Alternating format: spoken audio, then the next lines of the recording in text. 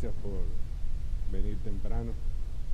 Vamos a continuar con las conferencias y vamos a hablar hoy a mí me toca hablar un poco de glargina, pero de un análogo que ha llegado nuevo a nuestro país. Son un conflicto de interés. Y esto es lo que vamos a hablar más o menos en estructural, lo que es la conferencia en el día de hoy. Vamos a hablar un poco de la insulina glargina para lo que es el mantenimiento y el tratamiento de la diabetes, la experiencia actual que hay con lo que es la insulinoterapia, la insulina basal, qué conocemos, qué se ha hecho, qué experiencia hay con esto. De ahí vamos a ver un poco sobre Basaglar, que es la glargina que ha llegado, y la experiencia de inicio que tiene el paciente con esta terapia. ¿Qué ha pasado a través del tiempo? Bueno, la insulinoterapia realmente es, y diríamos que es el tratamiento por excelencia para nuestros pacientes diabéticos. Ha pasado por mucho tiempo, por muchas fases, desde que Banting y Best aislaron la molécula, y como vemos en la diapositiva, pues ha ido evolucionando. Tuvimos la parte de su descubrimiento, su uso, ya en la década de los 40, pues entonces fue cuando se empezó a trabajar lo que es la NPH. Sigue avanzando en el tiempo y vienen en el 82 las primeras insulinas humanas, y con esto viene a trabajarse tal vez una de las opciones para que el paciente pudiera tener menos temor a utilizarla. Ya no eran tal vez tan alérgicas, o sea, no producen tantas alergias como las animales, y se le presentaba al paciente la opción de una terapéutica mucho más fisiológica. En el 96 pues viene el primer análogo de insulina rápida de acción que se aprobó, que fue la Lispro, y ya para el año 2000 viene el primer análogo de acción prolongada que se desarrolla, que fue la glargina. Hay muchos estudios, todos hemos tenido experiencia, y sigue siendo y va a ser la molécula de referencia contra la cual, cuando llegan nuevas moléculas, pues entonces se compara por los resultados que ha tenido, los beneficios que ha demostrado y el control que hemos tenido con nuestros pacientes. Entonces, por lo tanto, se utiliza como molécula de referencia. Es el patrón para el tratamiento en cuanto hablamos de insulina basal. Cuando nosotros buscamos el tratamiento con insulinoterapia, ¿qué queremos? Bueno, que sea lo más fisiológico posible. Obviamente, con una sola insulina no vamos a lograrlo si pensamos en cómo es la secreción fisiológica de la insulina, una parte basal y la otra cada vez que se hacen los picos cuando vamos a ir, cuando nos alimentamos, cada vez que comemos. Pero queremos que cuando utilizamos una insulina basal, por lo menos nos dé la opción de menor probabilidad de tener hipoglucemia, y por lo tanto debe de ser con un perfil un poco más plano, no con tantos picos que me pudieran llevar a la hipoglucemia. Desde anoche estamos viendo dos cosas. Uno, ¿por qué el paciente no se adhiere? ¿Por qué no logramos el control metabólico que estamos buscando en nuestros pacientes? Y Albayero nos hablaba anoche de diferentes barreras de por qué no se logra ese control metabólico, y entre ellos también estaba el temor del paciente a una hipoglucemia, pero también está el temor del médico cuando inicia un tratamiento, de que ese tratamiento no solo sea efectivo, sino que sea seguro. Entonces, por eso es que continuamente se vienen desarrollando terapias para tratar de lograr esa seguridad sobre la base de la eficiencia. Se han hecho diferentes estudios para ver lo que es la eficacia de la molécula, tanto en pacientes diabéticos tipo 1 como en diabéticos tipo 2, y como sabemos a través de los años, pues tanto en pacientes tipo 1 como en pacientes tipo 2, pues se ha visto la eficacia en lo que es el control metabólico de nuestros pacientes. Lograr reducción de hemoglobina glucosilada, lograr reducción de glucemia, lograr un buen control metabólico. Obviamente siempre estamos buscando que nuestras moléculas que utilizamos para ese buen control metabólico no solamente sea efectiva, sino también que sea segura. Y la seguridad la vamos buscando con diferentes modelos. En este caso, pacientes diabéticos tipo 1 y aquí también con pacientes tipo 1 a diferentes concentraciones y en pacientes diabéticos tipo 2. ¿Qué buscamos con nuestros pacientes? Obviamente, como le decía, que sea efectivo, que podamos lograr el buen control metabólico de nuestros pacientes, pero sobre todo que la tasa de hipoglucemia de nuestros pacientes pues sean mucho más bajas. Ya vimos en la conferencia anterior que el hecho de que un paciente tenga una hipoglucemia no es simple y llanamente el momento desagradable por el que el paciente pasa cuando la tiene, sino que a corto y a largo plazo pudiera tener repercusiones catastróficas en nuestros pacientes. Entonces, principal barrera para lograr la adherencia es que el paciente se sienta cómodo, sienta que está haciendo una terapia efectiva, pero sienta que sea segura para él. Decía, creo que fue anoche que decía el Ballero, desde que el paciente tiene un evento de hipoglucemia, ahí mismo deja la terapia y obviamente va a ser muy difícil volver a convencerlo de que eso es lo mejor para el paciente. La seguridad también no solamente en cuanto a las hipoglucemias, también se hablaba mucho de otros tipos de factores que pudieran influir, y ya vimos hace unos años atrás con el estudio Origin, donde se demostró que no había mayor incidencia en cuanto a lo que eran los riesgos cardiovasculares, pero tampoco en cuanto a lo que era inmunogenicidad. O sea, está demostrado desde hace tiempo por el tiempo que está en uso, por los estudios que se están utilizando, de que la insulina glargina pues nos va a proveer de eficacia y también de seguridad a largo plazo con nuestros pacientes. Muchas veces, y esto lo vemos a diario cuando iniciamos nuestros pacientes, no es solamente el shock de que el paciente siente, en el caso de que sea diagnóstico de primera vez, del diagnóstico de diabetes.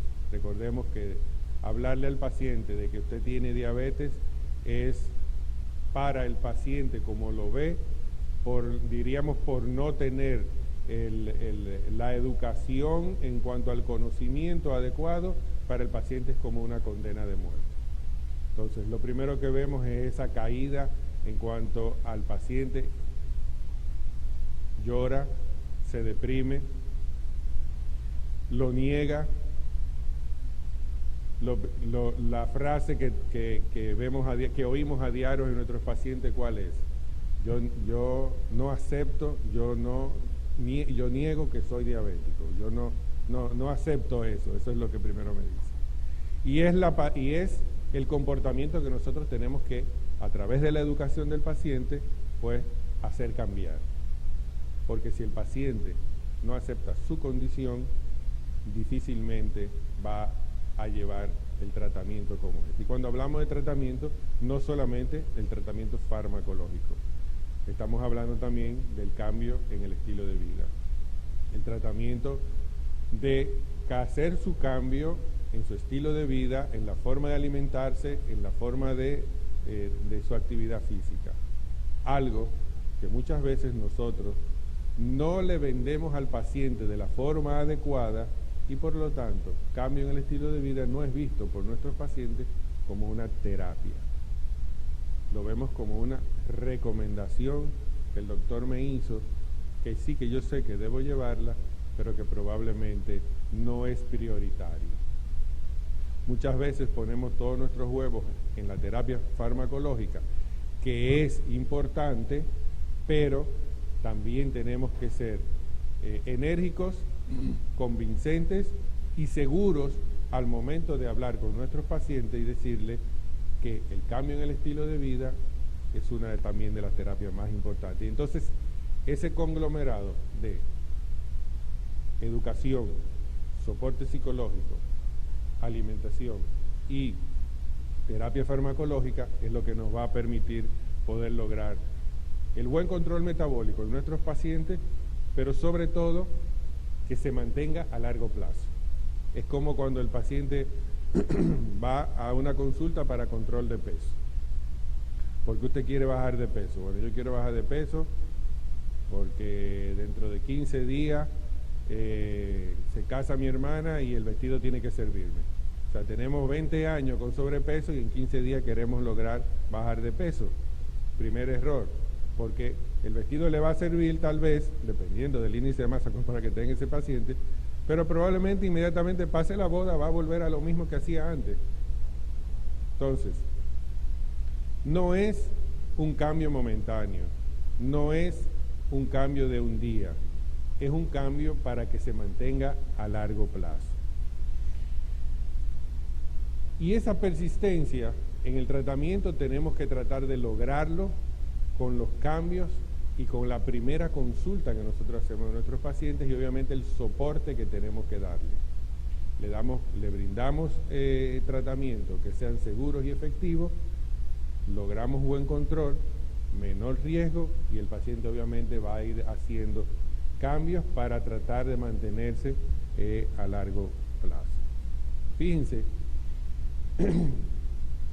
que nos dice la gráfica que el 62% de los pacientes que comienzan con insulina descontinúan en los primeros 3 meses el tratamiento y el 82% descontinúa en el primer año posterior al inicio del tratamiento.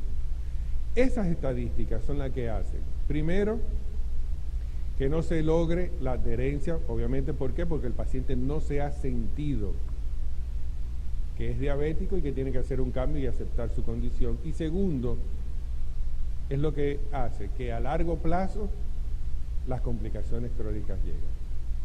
Es este paciente que tiene tiempo, que no aceptó su condición y que va a desarrollar complicaciones porque no tuvo una educación adecuada para que pueda aceptar y mantenerse a través del tiempo con la terapia apropiada. Hay que tratar de, vuelvo y repito, no solamente darle lo efectivo que tenemos, sino de que sientan que esa terapia va en un manejo integral de un cambio en el estilo de vida como parte de su terapia. ¿Qué factores van a influir en lograr esta adherencia con el tratamiento? Obviamente anoche también nos decía el Ballero, nos hablaba de los costos en el tratamiento de las diferentes moléculas, pero tiene que ser tenemos que adecuarlo al paciente. Tiene que ser un tratamiento que yo entiendo que es el mejor para él, pero que yo sé que lo va a continuar con el tiempo. Igual vuelvo a traer el ejemplo de los planes de alimentación.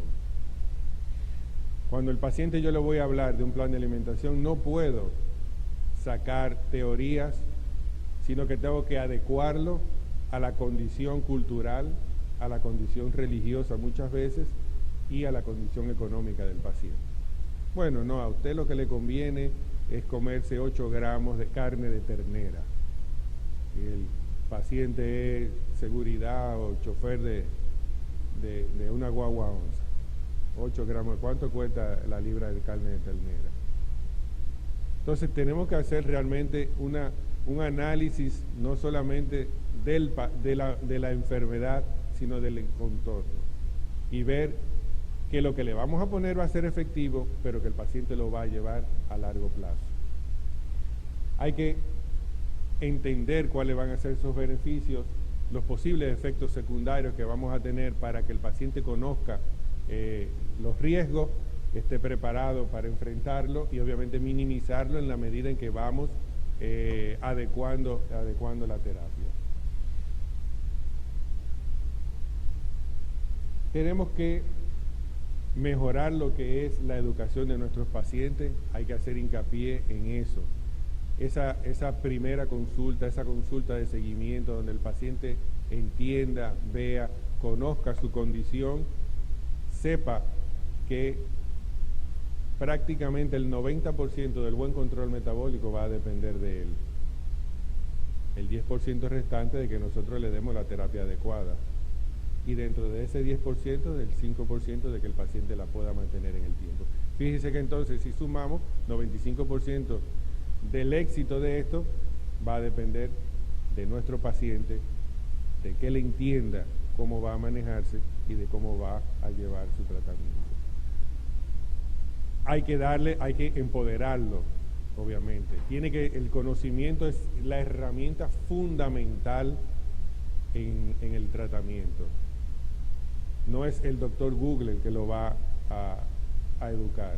Tenemos que o nosotros sacar el tiempo o apoyarnos en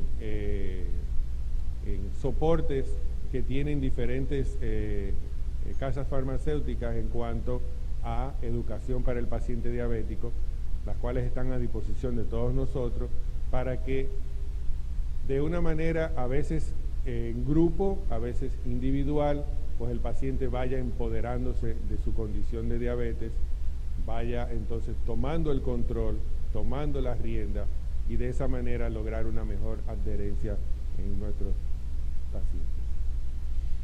Por cada 25% de aumento en la adherencia a la administración de todas las medicaciones, ¿qué tenemos?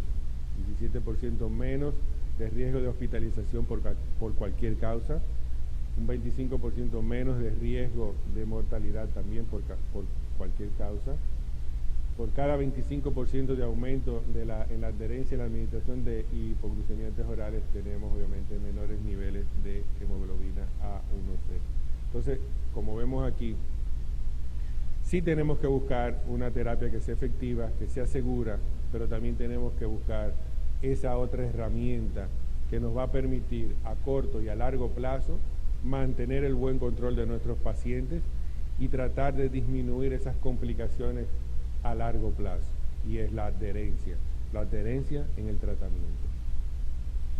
Un mejor control glucémico obviamente va a estar asociado a reducciones de las complicaciones, lo hemos visto en los diferentes estudios, desde el UKPDS, el DSCT, hasta todos los estudios que hoy en día nos traen, todos nos hablan de que manteniendo un buen control metabólico vamos a reducir las probabilidades de complicaciones tanto micro como macrovasculares.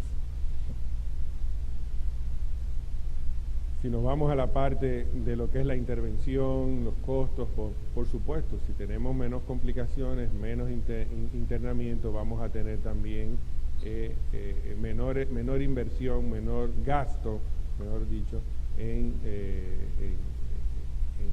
salud, porque va a ser un paciente mucho más controlado, paciente que va a visitar menos las emergencias. Bien. Basaglar es glargina y ella ya cuenta con la aprobación en Europa para su uso en pacientes con diabetes mellitus a partir de los 2 años de edad y tiene una aprobación tentativa por la FDA. O sea que está tratando de lograr ya su aprobación definitiva para uso en los Estados Unidos. ¿Para qué diferencia tenemos entre un biosimilar y un genérico? Bueno, recordemos que los genéricos son copias idénticas de productos de moléculas pequeñas que se derivan de una fabricación de procesos químicos. Pero biosimilares son versiones similares de productos biológicos derivados también de una producción de biotecnología. Entonces, en estos casos de los productos biosimilar, debemos de tener no solamente el producto cuando llega, sino que tiene que tener sus estudios comparativos para que nos indique que realmente pudiera ser igual que la molécula original y con iguales o menores efectos adversos que pudiera tener. En el desarrollo de biosimilares se deben cumplir con estrictas normas regulatorias para que pueda ser igual que la molécula. Hablamos de diferentes, no solamente en la efectividad, sino también en la seguridad a largo plazo que van a tener nuestros pacientes cuando decidimos utilizar un biosimilar en nuestras terapias. Los biosimilares, en resumen, son moléculas de proteínas para uso terapéutico con una secuencia de aminoácidos idéntica a la del producto original, sin diferencia de importancia clínica en lo que es el perfil de seguridad y el perfil de eficacia. No son genéricos, son similares pero no iguales a los productos de referencia. Son valiosos, son como una opción en cuanto a nuestros pacientes, y lo más importante es que tienen que tener calidad. Y por eso cuando nos presentan un biosimilar tenemos que solicitar los estudios comparativos para ver cómo anda. En cuanto a Glargina, la molécula original Lantus y Basaglar, pues de acuerdo a los estudios que ellos tienen, pues una molécula original. Se hicieron diferentes estudios de fase 3 para ver la seguridad y la eficacia de la molécula de Basaglar, y cuando se hablaba del perfil farmacocinético, pues Basaglar era similar a Lantus en cuanto a los resultados farmacocinéticos que se estaban obteniendo. En el perfil farmacodinámico tampoco hubo ninguna diferencia significativa, estadísticamente significativa, sino que también fue similar. Cuando hablamos también de efectividad, pues vemos que las reducciones en hemoglobina glucosilada, comparando Basaglar con Lantus, pues se lograron reducciones similares, lo que nos habla de eficacia comparado con la de referencia, que es la original. Un buen control metabólico en cuanto a glucosa basal de ayuno, en cuanto a cambios o no en el peso corporal, en cuanto a la dosis utilizada por día de insulina, pues obviamente tanto Basaglar como Lantus tuvieron un perfil de acción muy similar. Cambios en las moléculas, no solamente también en cuanto al uso en pacientes diabéticos tipo 2, vemos la similitud en ambas,